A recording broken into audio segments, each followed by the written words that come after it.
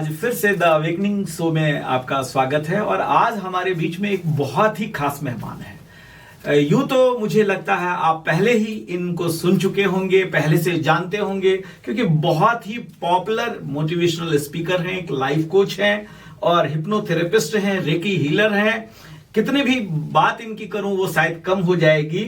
और ऐसे इनका जन्म जिंद हरियाणा में हुआ, लेकिन फिलहाल दिल्ली के अंदर रहते हैं और इन्होंने बीटेक की डिग्री ली थी। उसके बाद बहुत सारे एमएनसीज में इन्हें काम करने का अवसर मिला, यूएस के अंदर, जापान के अंदर, और पिछले 7 वर्षों से ये एज ए लाइफ कोच और मोटिवेशनल स्पीकर के थ्रू और लोगों की सेवा कर रहे हैं।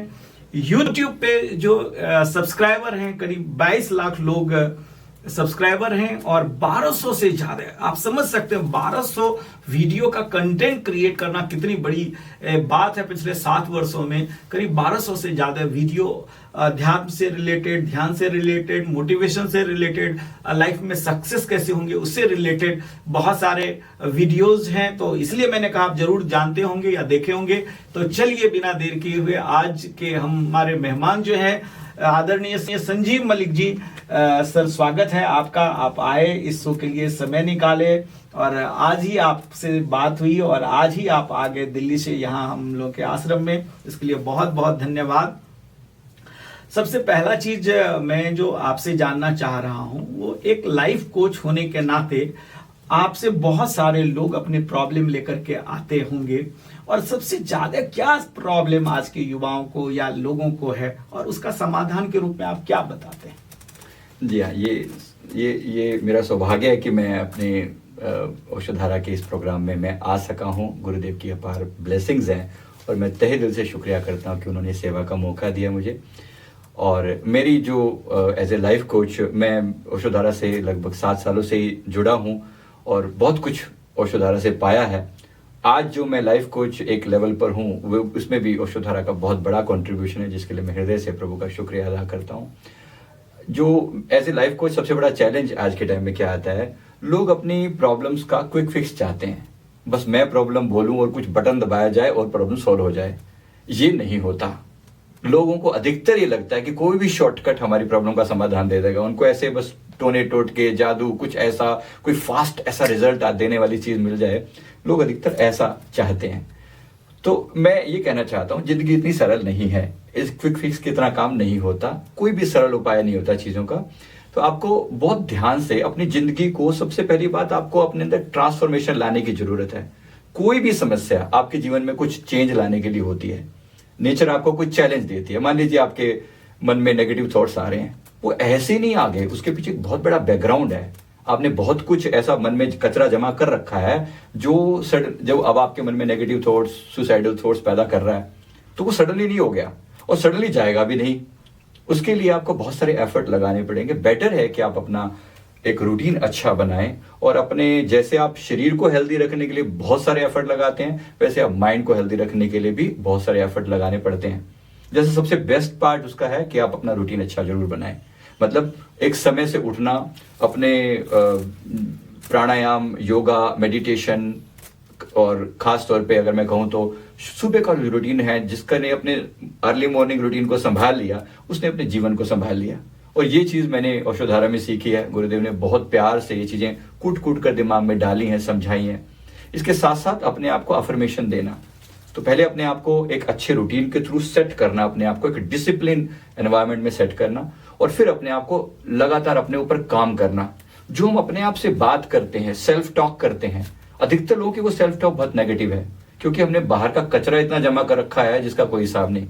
अगर चारों तरफ आपके ऐसा माहौल है जो आपको डिप्रेशन में ले जाने के लिए प्रेरित करता रहता है, कोई व्यक्ति आपको मोटिवेट करने के लिए कोशिश करे भी सी, तो भी हमारा मन अभी उसी पुराने ढर्रे पर चलता रहता है। तो मेरा कहने का अर्थ यह है कि ओवरऑल सबसे पहले अपने अंदर एक ट्रांसफॉर्मेशन लाने का मन में संकल्प डालिए। हो सके तो किसी गुरु से जुड़िए, कोई ऐसे जो इस लाइफ के, जो इस जीवन के एक्सपर्ट हैं। लाइफ कोचिंग असल में यही है, जो लाइफ के साथ, लाइफ के बारे में कोचिंग होती है। कोचिंग का अर्थ यह है कि मैं टीचर नहीं हूं, खाली की किताब में पढ़ाया और आप जो मर्जी करें, जैसे मर्जी करें, कोई फर्क नहीं पड़ता। टीचर नहीं है। कोच का मतलब आपके साथ चलेंगे, आपकी हर समस्या में आपका साथ देंगे। ऐसे ही गुरुदेव ने हमें किया और ऐसे हम आपको सिखा रहे हैं। मकसद ये है ओवरऑल कि अपने जीवन को संवारने का एक संकल्प लिया जाए कि मुझे अपने मन का कचरा दूर फेंकना है और अपने आप को लगातार पॉजिटिवली मोटिवेट रखना है। ये काम ऐसा नहीं है कि one fine day you will wake up and से कि आज सब कुछ ठीक ठाक है, मेरा मन बिल्कुल पॉजिटिव है। बिल्कुल नहीं है ऐसा। There is no shortcut. You have to make a good routine, you have to follow some discipline, then only. सबसे पहले मेडिटेशन की सुबह का रूटीन अच्छा बनाइए, मेडिटेशन की हैबिट डालिए और साथ ही पॉजिटिव जो अफर्मेशन अपने आप को दीजिए, तो आप पाएंगे कि जीवन एक बहुत अच्छा पॉजिटिव स्टाइल में आप चेंज कर पाएंगे। बहुत सुंदर आपने कहा कि यदि हम अपने आदतों में बदलाव नहीं लाते हैं, लोग देर तक उठते हैं, देर तक सोते हैं, आजकल लेट नाइट तक जगते हैं, और ये आदत जो है हमारे शरीर को भी खराब करता है और हमारे दिमाग को भी खराब करता है। तो बहुत अच्छा आपने हमारे दर्शकों को ये सुझाव दिया कि अर्ली राइज होने का जो है, सुबह जल्दी उठने का, ब्रह्म मुहूर्त में हमारे धर्मशास्त्रों में भी कहा गया है और सभी हमारे गुरुदेव भी कहते हैं, धर्म जो ब्रह्म मुहूर्त में उठते हैं वो जीवन में आगे बढ़ते हैं, नकारात्मक चीज से दूर जाते हैं। और बहुत दो और चीज आपने जो कहा, मेडिटेशन, यदि मेडिटेशन करते हैं लोग तो जीवन में विकास होता है, मन शांत होता है और शांत मन से ही हम कुछ ज्यादा अच्छा कर सकते हैं। और तीसरी बात जो सर आपने कहा, एफर्मेशन, ये तो मैं भी महसूस करता हूं, मैंने भी अपने जीवन में अप्लाई किया है कि जो आप चाहते हैं उसको आप बार बार दोहराएं। बहुत सुंदर। एक चीज मैं आपसे पूछना चाह रहा हूं, क्योंकि आप पास्ट लाइफ थेरेपिस्ट भी हैं, तो आप लोगों को पास्ट लाइफ में ले जाने में मदद करते हैं। ओशोधारा में भी महाजीवन प्रज्ञा होती है, तो आपका क्या अनुभव, आप खुद पास्ट लाइफ में गए या आपका खुद अनुभव कैसा रहा पास्ट लाइफ का? जी, मैंने अपने खुद के पास्ट लाइफ भी देखे हैं और लगभग 30 लाइफ टाइम्स पीछे जाकर मैंने देखे अलग अलग, और साथ ही साथ मैंने दूसरों पर भी बहुत सारे प्रयोग किए हैं, मतलब पास्ट लाइफ के जो। तो इसमें सबसे बड़ी चीज जो पास्ट लाइफ से हमें ज्ञान मिलता है, नॉलेज मिलती है, वो है कि आप जो ब्लेम गेम चलता है ना, वो आप जब आप पास्ट लाइफ में जाकर अपनी प्रॉब्लम का कॉज जान पाते हैं, रियल कॉज जान पाते हैं, तो आपकी सबसे बड़ी जो चीज आपके साथ होती है कि आपका ब्लेम गेम खत्म हो जाता है। अभी तक एक इंसान की जिंदगी में कोई भी तकलीफ आता ना, हे भगवान तूने क्या किया, मोस्ट ऑफ द टाइम उनके मन में एक सीधा सीधा जो ब्लेम देने का टॉपिक होता है वो परमात्मा को या नेचर को या परिस्थितियों का या लोगों को, बिकॉज ऑफ हिम और because of her I am suffering. लोगों के मन में हमेशा ये रहता है कि इनकी वजह से मैं दुखी हूं, जबकि सच्चाई है कि हर व्यक्ति दुखी है तो केवल और केवल अपने कारण से दुखी है। तो पास्ट लाइफ रिग्रेशन एक ऐसी थेरेपी है जिसमें एक ट्रांस की अवस्था में इंसान को ले जाया जाता है और उसमें बड़ी एक बार अपनी वो पास्ट लाइफ को देख पाता है, रियल कॉज पे जा सकता है, कारण पे जा सकता है कि मेरी इस सफरिंग के पीछे क्या क्या कारण रहा था पीछे। एक छोटा सा उदाहरण मैं देना चाहूंगा। जैसे उदाहरण के लिए एक बार एक लेडी हमारे पास आई, उसको ये था कि उसके घर के सभी लोग उसको बहुत बुरी तरीके से टॉर्चर करते थे, सब मिलकर उसको टॉर्चर करते थे। तो उसने कहा कि मेरे सास ससुर देवर जेठ हस्बैंड और भी घर के जो परिवार के बड़ा परिवार था, तो सब लोग मुझे मिलकर टॉर्चर करते हैं। और आके उसने बहुत कंप्लेंट से भरी हुई थी, मैं मर जाऊंगी, मैं सुसाइड कर लूंगी और इन सबके नाम पे ब्लेम लगाकर चली जाऊंगी, ऐसा उसका विचार चल रहा था। उसने आके पूछा कि मुझे बताओ मेरी प्रॉब्लम का कारण क्या है। शी वॉज एक्सपेक्टिंग कि मैं उसके साथ इन चीजों का, मतलब उनके पति और इन सब लोगों की बुराई करूंगा। तो हमने कहा कि पास्ट लाइफ रिग्रेशन आपको सजेस्ट करते हैं, हमने किया। फाइनली ये पता चला कि ये लेडी जो आज दिखने में बहुत ही सोबर और सुशील, एक सॉफ्ट स्पोकन लेडी है, किसी समय में एक डकैत हुआ करती थी किसी जीवन में, और इसने लुटेरा टाइप, मतलब जैसे वो प्यार से किसी को ठगते हैं इस टाइप का, तो लुटेरा बन के इसने किसी ओल्ड लेडी को ठगा, किसी यंग पर्सन को उसको प्यार में बना डाल के इस टाइप से उसने ठगा। ऐसे ही उसने कम से कम 15-20 लोगों को ठगा अलग अलग ढंग से, उससे पैसा लपेटा और अपने रास्ते पर आगे चल दिए, बहुत सारा पैसा ऐंठ लिया और उनको मरने के लिए छोड़ दिया, उनके जीवन में तकलीफें देकर छोड़ दिया। अब नेचर का सीधा सीधा रूल है, कार्मिक लॉ क्या है, टिट फॉर टैट, जैसा करोगे वो कोई भी की हुई कोई भी एक्शन के बदले में रिएक्शन होगा ही होगा। फाइनली जब उसका पास्ट लाइफ में जब उसने देखा कि मैं इतनी बुरी थी और जो ये लोग, जिन लोगों के साथ मैंने ऐसा किया, यही जो वो बूढ़ी माँ थी उस समय में वो कहीं सास बन के आई बैठी है, कोई व्यक्ति उस समय में उसका जो हस्बैंड था उस समय में वो इस जीवन में हस्बैंड बना बैठा है, या किसी व्यक्ति को इसने किसी रूप में धोखा दिया था, ये सब इकट्ठे होकर इसके परिवार के मेंबर बन गए, उसको टॉर्चर कर रहे हैं। तो अभी तक इसके मन में जो था कि सबके प्रति द्वेष भरा हुआ था, सबके प्रति नफरत का भाव था कि ये लोग मुझे दुखी कर रहे हैं। अब उसको ये समझ में आ गया कि मैं अपनी ही बेवकूफियों से दुखी हूं जो मैंने पहले कभी की थी। अंततः उसने इस बात के लिए प्रायश्चित करना शुरू किया और उसमें यह आया पास्ट लाइफ में कि अब इनकी प्यार से सेवा करो तभी इस कर्म का निराकरण होगा। And she did, finally she become very polite. उसको ये समझ में आ गया कि मेरी ही गलती है, तो सबकी सेवा करने लगी। और उसने करीब, ये बात 5-6 साल पुरानी है, फिर उसने करीब साल भर के बाद उसने बोला कि चीजें बहुत बदल गई हैं। वही परिवार जो किसी समय मुझे खाने को दौड़ता था, आज सभी मेरे साथ सब प्यार से रहते हैं। तो एक परिवार पूरा बच गया। कहने का अर्थ है कि आपका पूरा नजरिया बदल जाता है जब आप अपने जो जीवन में आने वाली तकलीफों के पीछे की वजह जान पाते हैं। तो it helps a big thing चीज होती है। तो अगर आपको भी किसी को भी ऐसा हो तो आप ओशोधारा से महाजीवन प्रज्ञा कर सकते हैं, आप पास्ट लाइफ रिग्रेशन थेरेपी कहीं से भी करवा सकते हैं। जानिए ये कारण, कम से कम ब्लेम गेम करना बंद कीजिए और चीजों को प्यार से स्वीकार कीजिए। बहुत सुंदर आपने कहा कि जब हम पास्ट में जाते हैं और अपने पूर्व जन्मों के कुछ चीजों को देखते हैं। जब मैंने पहली बार 2010 में, मुझे याद है, मेरा ओशोधारा का दूसरा प्रोग्राम ही महाजीवन प्रज्ञा था। और जब मैं महाजीवन प्रज्ञा किया और मेरा आंख खुल गया, मुझे लगा कि अरे, जो हम चीज करने में अभी लगे हुए हैं, अभी भी धन कमाने के पीछे भाग रहे हैं, हमने तो पिछले कई जन्मों में ऐसा ये सब किया है, राइट। तो तब हमारी आंख खुलती है और हम अपने लाइफ के रियल पर्पस को ढूंढ पाते हैं। बहुत सुंदर आपने कहा, जो लोग मानसिक समस्याओं से जूझ रहे हैं उसके लिए आपका क्या संदेश है? जैसे मैंने अभी कहा कि मानसिक समस्याओं का भी मेन जो, अगर देखें ना आप, जैसे एग्जाम्पल था कि वो अपने आप को ब्लेम करना, दूसरों के प्रति नफरत से भरे रहना कि ये लोग मेरी समस्या के लिए रिस्पॉन्सिबल हैं। आप जितनी भी मानसिक समस्याएं हैं ना, इन सभी बेस समस्याओं से पैदा होती है। जहां आपके मन में गुस्सा है, जहां आपके मन में नफरत है और जहां आप दूसरों पर ब्लेम करते हैं, तो आपके जीवन में समस्याएं पैदा होती हैं। जब आप मन में तनाव लेकर बैठे रहते हैं, इसके अलावा आप डिप्रेशन में लोग क्यों चले जाते हैं? मेन कारण यह है कि अपनी एक्सपेक्टेशंस इतनी ज्यादा है दुनिया से और अपने आप को स्ट्रेस में दे देकर इतनी हाई कंपटीशन है कि आप अपने आप को इतना इस कॉम्पिटिटिव एनवायरनमेंट में आप हमेशा स्ट्रगल करते रहते हो और अंततः आप स्ट्रेस में आ जाते हो, परेशान होने लग जाते हो। आप अपने ऊपर काम नहीं करते, आप सिर्फ और सिर्फ अपने माहौल को देखते हो। तो कहने का अर्थ केवल इतना सा है कि पहले अपने ऊपर, अपने आप को इतना स्ट्रांग बनाइए अपने भीतर से कि आपकी परिस्थितियां जो है, आप परिस्थितियों से डील कर पाओ। तो सबसे पहले जो जर्नी है वो अंदर से बाहर की तरफ जानी चाहिए। हम लोग बाहर से भीतर की तरफ जो उपाय करते हैं कि पहले बाहर को अच्छा कर लो, जबकि यहां का जो संदेश है ओशोधारा का कि पहले भीतर से खुद को संवार लो, दुनिया अपने आप संवर जाएगी। तो यहां हम जो काम कर रहे हैं, सीधा सीधा काम है कि पहले मैं खुद को संवारूं, मैं अपने ऊपर काम करूं, अपने चक्रों को एनहांस करूं, एक एक चक्र पे मेहनत करूं और इसे करेक्ट करूं। और साथ ही साथ अपने जो पास्ट में किए हुए जो नेगेटिविटीज हैं उनके लिए मैं क्षमा प्रार्थना करूं, माफी मांगूं और आगे के लिए अपने जीवन को संवारूं।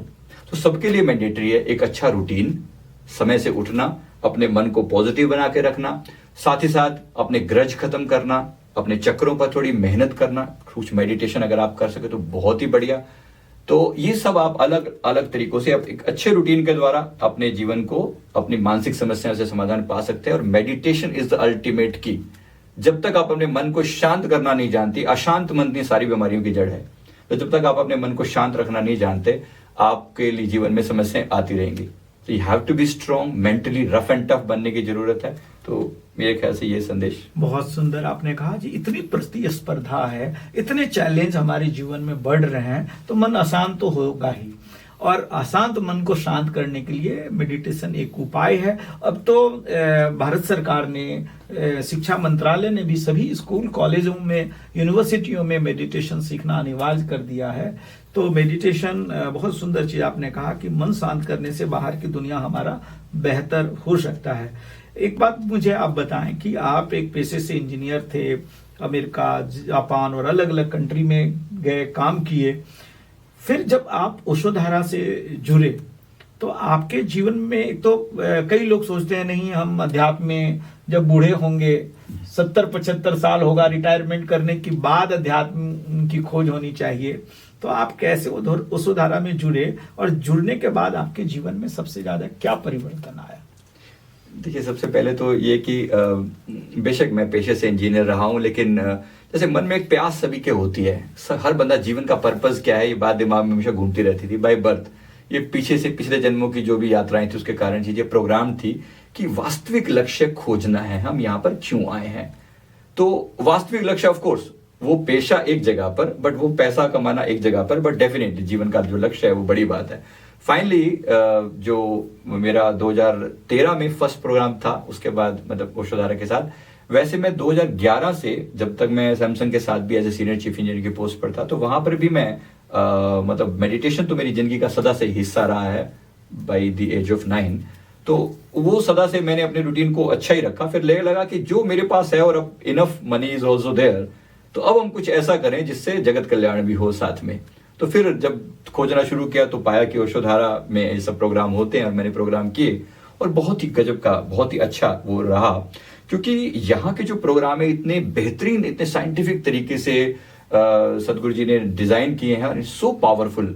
क्योंकि एक बिल्कुल मेथोडिकल वे है। एक तरफ हमारे शारीरिक चीजों को ध्यान में रखते हुए, संबंधों को ध्यान में रखते हुए, मेंटल चीजों को ध्यान में रखते हुए प्रोग्राम बनाए गए हैं जिनको प्रज्ञा प्रोग्राम बोलते हैं, और दूसरी तरफ समाधि प्रोग्राम, और वो भी यात्रा इतनी खूबसूरत की 14 तल जो है वो पूरे समाधि के, जहां पर हम अपने आत्मा से जुड़ते हैं, और 14 तलों में हम परमात्मा से जुड़ते हैं। इतना स्टेप बाय स्टेप, इतना वैज्ञानिक तरीके से जो बड़े बाबा ने यहाँ पर जो ये किया है, जो प्रोग्राम बनाए, ये अपने आप में मिराकुलस है।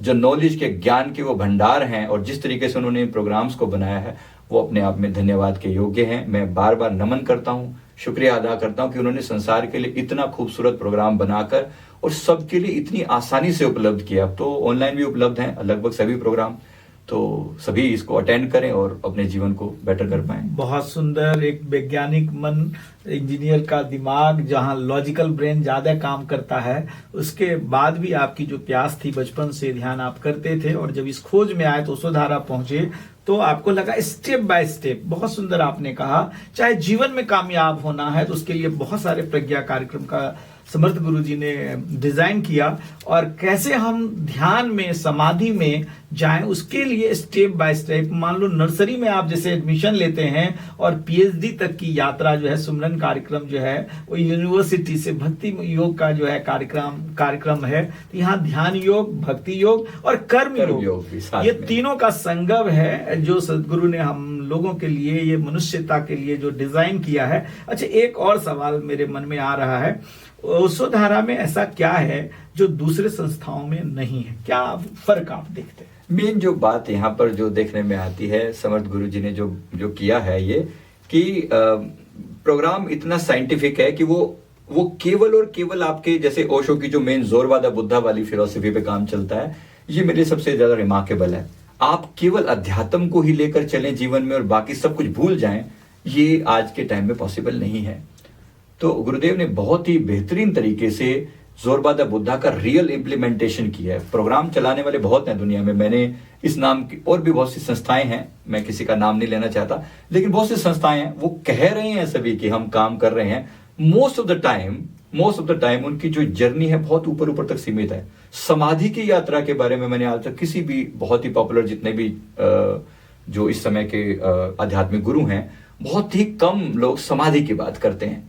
यहाँ पे शुरुआत ही हम समाधि से करते हैं।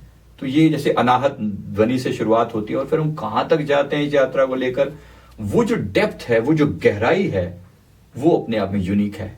क्योंकि इतना मेथोडिक और इतना साइंटिफिक है कि आप केवल आत्मा के अलग अलग एस्पेक्ट को जानते हो। लोगों को यही नहीं पता कि आत्मा है भी कि नहीं है, इसी पर डिबेट चलते हैं। तो ऐसी दुनिया में ये बताना कि आत्मा के अंदर नाद है, नूर है, दिव्यता है, स्वाद है, गंध है और अमरता है, और वो सारी चीजों पे काम करना मिराकुलस, ये अपने आप में बहुत बड़ा वरदान है इस पृथ्वी के लिए। तो मैं दिल से धन्यवाद करना चाहूंगा गुरुदेव का, और साथ में सभी को एडवाइस देना चाहूंगा कि अगर सच में अध्यात्म की खोज कर रहे हो तो जरूर एक बार आकर देखो।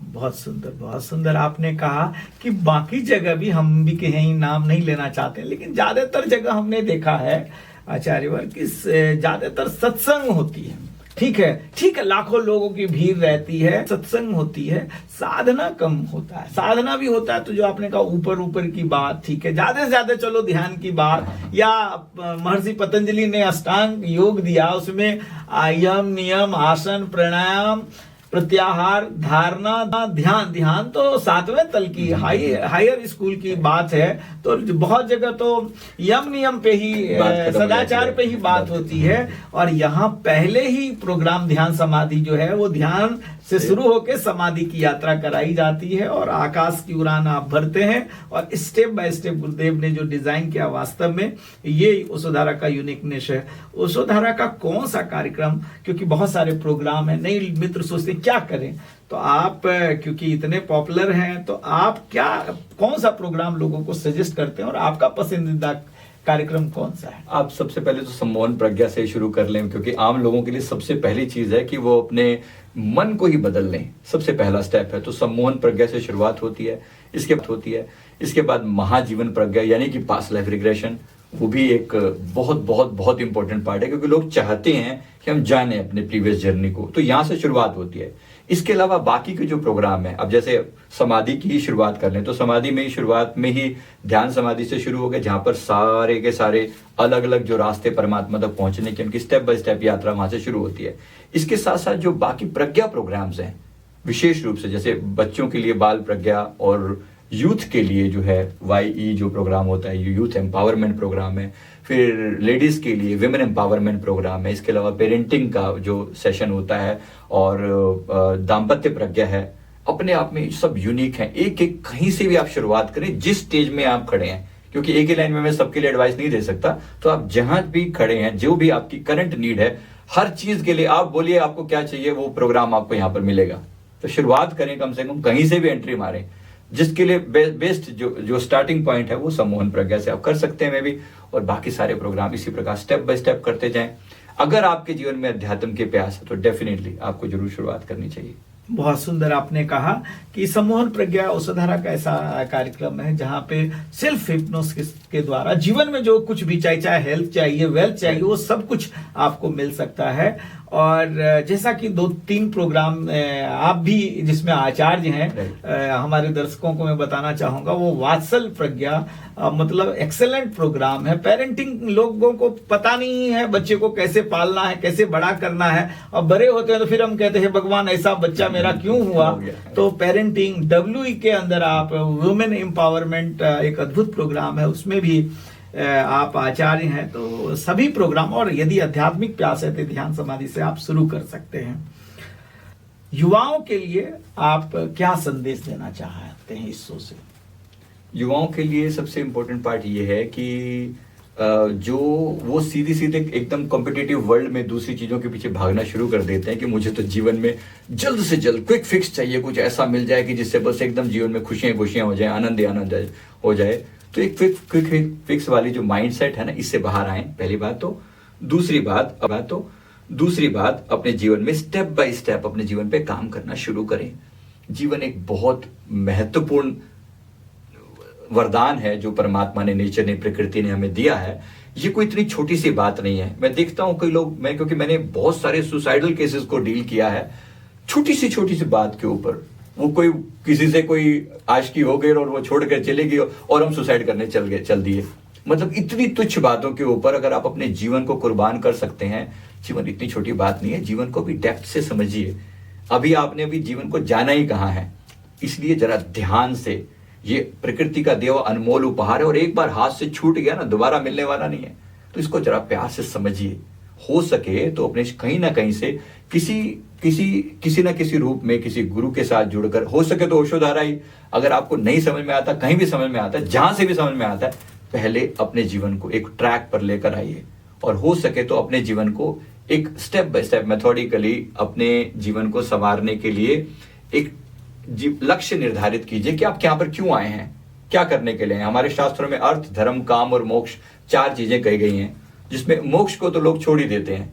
चलिए, अर्थ, धर्म और काम के पीछे दौड़ते चले जाते हैं। सबको चाहिए, धन की प्राप्ति सभी के लिए है, अपने फर्ज भी पूरे करने हैं, संसार में नाम भी रोशन करना है, लेकिन एट द सेम टाइम अगर हमने अध्यात्म की कमाई नहीं करी तो लास्ट में सब जीरो हो जाएगा।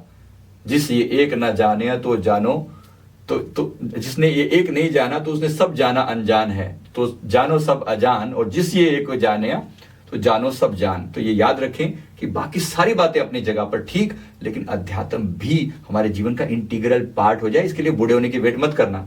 बुढ़ापे में कुछ समझ में नहीं आता, बुढ़ापे में कुछ नहीं मिलता। कोई ये ना समझ ले कि एक दिन बैठेंगे और फिर ध्यान साधना करेंगे, कुछ नहीं होने वाला। तब आज दम है, जोश है, ताकत है। तो जहां इतना सारा समय आप बाकी सब चीजों में लगाते हैं, केवल 1 घंटा, गुरुदेव फरमाते हैं 1 घंटा अपने आप को दीजिए, अपने भीतर को भी चेक करते जाइए। जिसकी ये इनर स्ट्रेंथ बन गई, वो बाहर की दुनिया में भी अपने आप शाइन करेगा ही करेगा। बस यही चीज। बहुत सुंदर आपने कहा। यदि एक गुरुदेव कहते हैं 1 घंटा, यदि जैसा कि आपने कहा 1 घंटा अपने ऊपर काम करेंगे तो 23 घंटा जो बाकी चीज है वो आपका बेहतरीन होना शुरू हो जाएगा। जो लोग अध्यात्म के प्यासे हैं उनके लिए कोई संदेश है, जो ऑलरेडी कुछ खोज रहे हैं? राइट। मैं देखता हूँ अधिकतर जो मैंने लोगों से मिलता हूँ, बात करता हूँ, लाखों लोग हमारे रोज चैनल पे रोज अपने कमेंट्स करते हैं। लोग अध्यात्म की प्यास तो रखते हैं, लेकिन वो प्यास किसी ना किसी साधना और किसी ना किसी सिद्धि पर जाकर रुक जाती है। भाई ये सिद्धि मिल जाए और ऐसा मिल जाए और वैसा मिल जाए।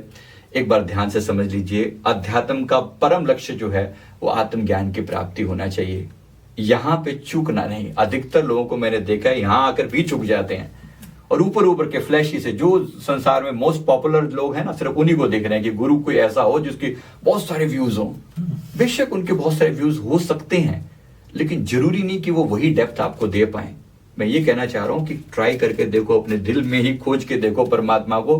केवल बातों से नहीं मिलने वाला, तो जरा प्रयास करना, भीतर उतरने का प्रयास करना। ओशो ने यही देशना दी, और उसी चीज को ओशोधारा ने बहुत खूबसूरती से इंप्लीमेंट किया है। इतने प्यार से, इतने स्टेप बाय स्टेप तरीके से। मैंने दुनिया में, मैंने सारे के सारे धर्मगुरुओं से मेरा कहीं ना कहीं कंटेक्ट रहा है, लेकिन मैंने इतने सिस्टमैटिक ढंग से जो यहां होता है ये नहीं बताया गया।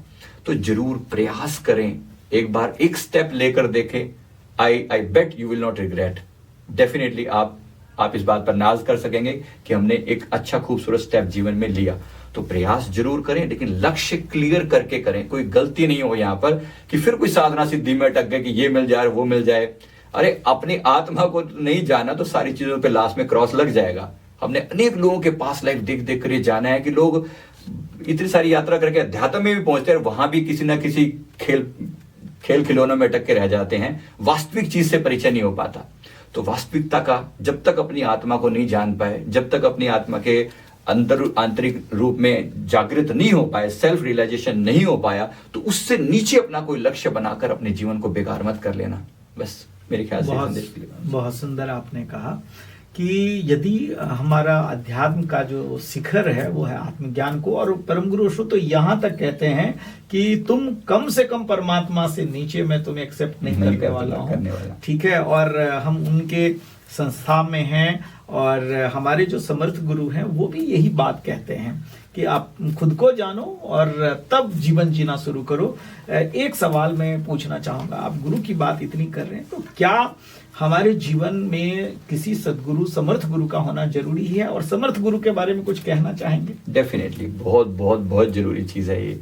गुरु के बिना, गुरु ब्रह्मा गुरु विष्णु जब हम कहकर कहते हैं कि गुरुदेव वो महेश्वर है, वो महाशक्ति हैं जो तीनों महाशक्तियों से भी ऊपर हैं, वो खुद उन्हीं का रूप है। और गुरु साक्षात परम ब्रह्म की जब हम बात करते हैं तो कितनी बड़ी बात है। गुरु के बारे में ऐसे तत्व ज्ञानी गुरु का मिलना बड़ा कठिन है, और अगर मिल जाए तो चूकना नहीं। और ऐसे तत्व ज्ञानी गुरु जो हैं, समर्थ गुरु के रूप में ओशो सिद्धार्थ जी, मैं बार बार उनको वंदन करता हूं। ऐसी महान शख्सियत दुनिया में बहुत कम आते हैं। बड़ी ही सीधी और सरल भाषा में इतने अध्यात्म के गूढ़ रहस्य सामने रख देते हैं। आज तक किसी ने भी ओशो की देशना को ढंग से नहीं जान पाए हैं। लोग बातें करते हैं, बहुत सारे संस्थाएं ओशो के नाम पर चलती हैं, लेकिन किसी को भी वो ज्ञान, वो बात समझ में नहीं आ रही है। जितने साइंटिफिक ढंग से उनकी एक एक देशना को लेकर जो यहाँ पर साइंटिफिकली इंप्लीमेंट किया गया, वो अपने आप में यूनिक है और जरूर जानना चाहिए। और ये गुरुदेव की अपार कृपा है कि उन्होंने जोरबादा बुद्धा का कंप्लीट कॉन्सेप्ट प्रैक्टिकल इंप्लीमेंट करके दिखाया। तो एक बार जरूर मैं गुरु के प्रति पुनः वंदन करता हूं, समस्त गुरु सत्ता को नमन करता हूं। ब्रह्मानंदम परम सुखदम केवलम ज्ञान मूर्तिम, वो महान सागर हैं, ज्ञान के विराट सागर हैं और प्रैक्टिकल अनुभव करवाने में समर्थ हैं। इसीलिए समर्थ गुरु हैं। इसलिए जरूर जो है आप सभी से निवेदन है, प्रयास करें। अभी तक जो बातें भी हमने सुनी कही हैं, क्योंकि गुरुदेव बाहरी रूप में इतने पॉपुलर शायद आपको ना दिखाई पड़े जैसे और आपको बहुत सारे दिखते हैं, लेकिन मैं आपको बता दूं अच्छे से कि प्रैक्टिकल जो डेप्थ है ना वो आप करके जान पाएंगे। तो एक बार आइए उनके सानिध्य में, उनके ऑरा फील्ड में आइए, फिर आपको पता चले कि क्या होता है लेवल, तो फिर आप तभी जान पाएंगे। और मुझे लगता है कि ये गुरु के प्रति एक बहुत बड़ा आदर हमारे दिल में पैदा हो, गुरु तत्व के प्रति नमन है बार बार। बहुत सुंदर आपने कहा कि दुनिया तो भेड़ चाल में है, देखता भीड़ कहाँ है, कहाँ यूट्यूब में करोड़ों लोग फॉलोअर है वही है, लेकिन जो सच्चे और समर्थ गुरु होते हैं उनको किसी प्रचार की जरूरत नहीं है, वो कहीं बताने नहीं जाते हैं, वो तो अपने आनंद में मग्न है। और जो भी साधक यहाँ आए हैं, चाहे वो लीडर हों, अलग अलग समाज के हिस्सों से लोग आते हैं और फिर वो यहीं के होके रह जाते हैं। उससे पहले भले ही हम 10 जगह क्यों ना भटके हों, 10 जगह खोज में क्यों ना गए हों, लेकिन एक बार जो लोग वसुधारा में आते हैं, समर्थ गुरु के सानिध्य में आ जाते हैं, एक बार अनुभव कर लेते हैं। कोई भी 6 दिन का प्रोग्राम आप करते हैं ऑनलाइन। आपने कहा अब तो कोविड के बाद गुरुदेव की इतनी कृपा है कि आप घर बैठे भी ऑनलाइन कार्यक्रम कर सकते हैं। ऑनलाइन ऑफलाइन में दिल्ली के पास में ये हमारा जहां से हम लोग ये प्रोग्राम अभी कर रहे हैं, ओशोधारा सिर्फ 50 किलोमीटर दूर में है और एकदम जीटी रोड पे है, एनएच पे है। तो आप जैसे ही ओशोधारा का वेबसाइट जो ondm.org है उस पे आएंगे, सारी डिटेल आपको मिल सकती है। अंत में मैं आपसे पूछना चाहूंगा कि आपके लाखों फॉलोअर यूट्यूब पे हैं और लाखों लोग आपको पसंद करते होंगे, तो आज के जो युवा हैं वो भी बहुत सारे यूट्यूब पे बनाते हैं लेकिन उतने सफल नहीं हो पाते हैं, तो उनको कुछ ऐसा टिप्स देंगे कि कोई 3 टिप्स या जो आपको लगे, जो आपके जैसे चमकना चाहते हो, लाखों फॉलोअर्स बनाना चाहते हो और उनके पास कोई टैलेंट हो, तो क्या उनको करना चाहिए? देखिए, YouTube कोई छोटी सी बात नहीं है। जैसे लोग शॉर्टकट बहुत सोचते हैं, शॉर्टकट से कोई भी मेरा एक गहरा गहरा वीडियो पॉपुलर हो जाए, जैसे तैसे करके हो जाए। Please don't go by that approach. गलती से एक बार पॉपुलर हो भी गया तो ये मत समझ ले कि आप उसके बाद आप संसार के बहुत YouTube से बहुत ज्यादा कमा लेंगे। नहीं, YouTube देता है, बड़े प्यार से देता है, लेकिन स्टेप बाय स्टेप चलें। और 2-3 बातें, एक तो क्रिएटिविटी, अपनी क्रिएटिविटी को दिखाइए अलग अलग तरीके से, अलग अलग ढंग से, पूरे मेथोडिकल वे से, स्टेप बाय स्टेप करके अपनी क्रिएटिविटी को जरूर लोगों के सामने लेकर आइए। दूसरी बात, जो भी टॉपिक बनाइए काम कीजिए उस पर सीरियसली। कोई भी चीज क्विक फिक्स की तरह यहां पर नहीं चलती। लोग, मैं देखता हूं बहुत सारे लोग जुगाड़ू टाइप के बात करेंगे कि बस 5 मिनट में आपका मन शांत हो जाएगा, 2 मिनट में आपको ये चीज मिल जाएगी, घर पैसों से भर जाएगा। ऐसा नहीं होता। आज तक आप किसी का भी भरा हो तो बता दो, नहीं होता। तो कोई ऐसा शॉर्टकट मत लगाएं।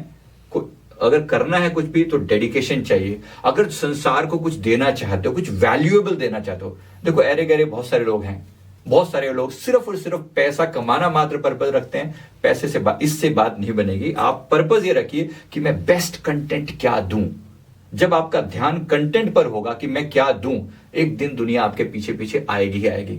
आज नहीं तो कल, कल नहीं तो परसों, जो होगा अपने कंटेंट पर, अपने कम्युनिकेशन स्किल्स पर काम कीजिए। और सीरियसली जितना हो सके आप अपने आप को निखारिए, अपने टैलेंट को निखारिए और वो चीज बेहतरीन ढंग से प्रोड्यूस कीजिए। साथ ही साथ ये भी याद रखिए, YouTube में सारी चीजें होने के बावजूद भी YouTube में SEO चाहिए, सर्च इंजन ऑप्टिमाइजेशन चाहिए, YouTube को थोड़ा पैसा भी चाहिए। ये बात भी क्लियरली ध्यान में रखें कि you have to spend money on YouTube। अपनी किसी भी चीज को पॉपुलर बनाने के लिए ये भी एक मीडियम है, तो उसके लिए भी आप एक स्ट्रैटेजी बनाकर चलें, एक टेक्निकल तरीके से चलें। केवल अपना अच्छे कंटेंट ही इंपॉर्टेंट नहीं, उसकी मार्केटिंग भी उतनी ही इंपॉर्टेंट है। तो इसलिए जब आप ये बातों का ध्यान रखेंगे, मुझे नहीं लगता कि आप चीजें मिस कर पाएंगे।